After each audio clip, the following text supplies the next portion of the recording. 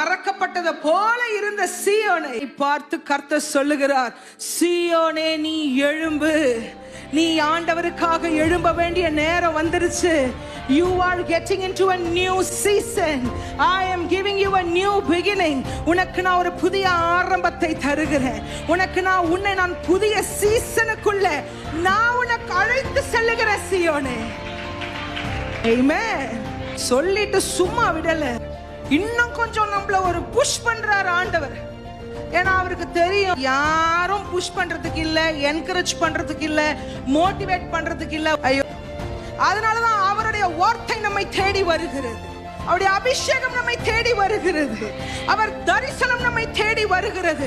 வந்து நன்மையும் கிருபை நம்ம பின்தொடர்ற மாதிரி அவர் அபிஷேகமும் அழைப்போம், அவர் நம்ம மேல வைத்திருக்கிற உன்னத திட்டமும் பாதாளத்துக்கு போனாலும் வந்து நிக்குது, குடிக்குள்ள விழுந்தாலும் வந்து நிக்குது, மீன் வயிற்றுல மாட்டிக்கிட்டாலும் வந்து நிக்குது, நெருப்புக்குள்ள விழுந்தாலும் வந்து நிக்குது. இவ வேணா, தூக்கி தூரம் போடு, இவளை அனுப்புங்க சொன்னாலும் அபிஷேகமும் அழைப்போம் தரிசனமும் திட்டமும் அவருடைய செயல்களும் நம்ம பின்னாடியே பின்தொடர்ந்து வருகிறது. ஹல்லேலூயா. அந்த வார்த்தை தான் உங்களை வந்து சொல்லுது, உன் வல்லமை நீ தரித்துக்கொள் சீயோனே.